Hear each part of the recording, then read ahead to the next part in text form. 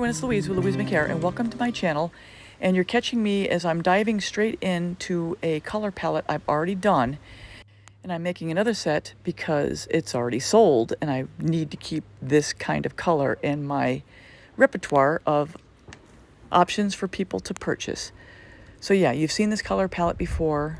I'll call the colors out as I go. The first was my Pearl Sky Blue from Arteza with Phalo Green by Glidden and some Oxide White by Glidden.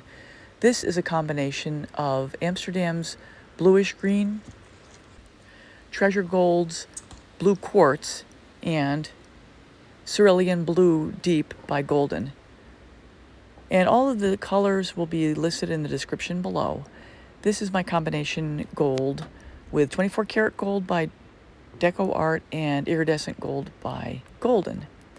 Now the cool thing about doing another coaster set with the same palette is that I'm proving to myself that it is repeatable, so I get very similar results, but not totally replicable. But we know with fluid art, you can't replicate anything, even if you set out intentionally to do so. So this color is, what was this color? I'm having trouble understanding right Oh, now. this is my TLP Sea Glass, which I have literally fallen in love with. And probably going to have to get another tub before too long because I'm going to go through this pretty quick. But love this color and love the sheen. And even when it's just dry, without having been resined yet, it already is gleaming. It's amazing. Love that color.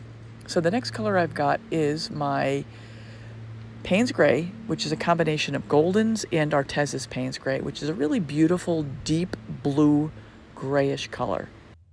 So anyone new here probably wonders why I do the drizzle like I'm doing, and I just like it. I just feel like the colors get more represented and interact better when they are, drizzled over each other versus just plopped down on top of each other. Just my druthers, just a thing that I've fallen into doing. Now with the cell activator, I'm going to lay down my cell activator, stir it up first, and then I'm going to talk through the blow. And I'm voicing over here because I didn't really say much during the video, so I'm just going to talk through this. So here we go with the blow. Now my idea is to blow straight down into that cell activator and try to blow it out in as much of a full circle as possible and have a little divot form and ridge around where the cell activator is going to start to spread. Once I see that ridge, then I'm going to blow my air toward that ridge to blow the cell activator over the top of the paints and the paints over the top of the pillow. So that's my thought process as I go through this. Originally, I was always thinking I'm trying to skim my cell activator over the paints and then wash that wave of paints over the shore of the pillow paint as it blows out. And I want to blow it out in all directions as equally as possible, but not all the way to the edge. And then I spread my paints and pillow to the edges so that when I get ready to spin it, the composition has a place to flow to as it starts to spread out from the force of the spinning.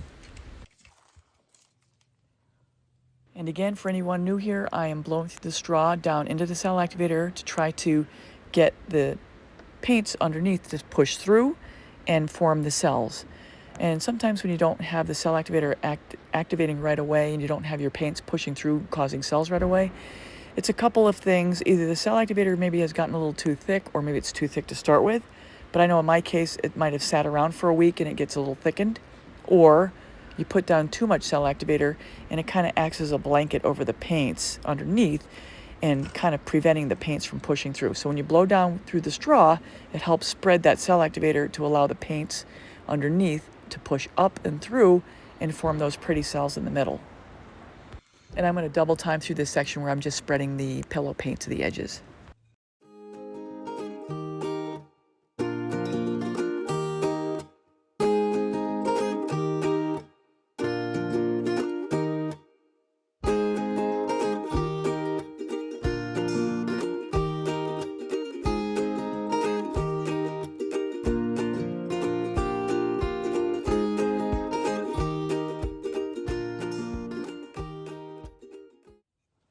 Let's get this thing a spin.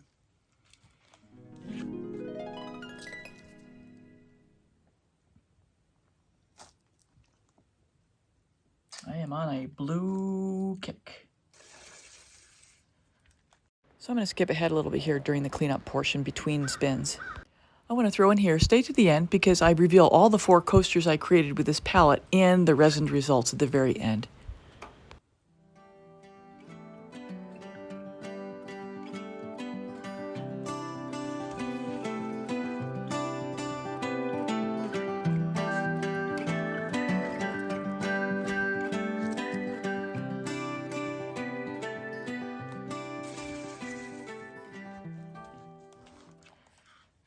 It's almost done too, almost done.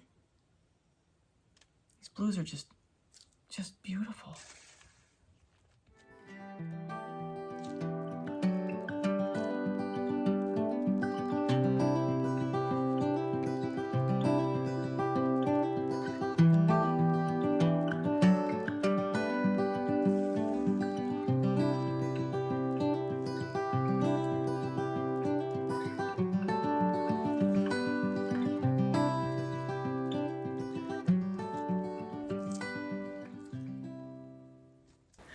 So I'm going to add here a little advice when, especially if you're newer and haven't heard my spiel before, when you're cleaning your bottoms, you want to make sure when you're pulling this paint, you pull it down and away, like right there.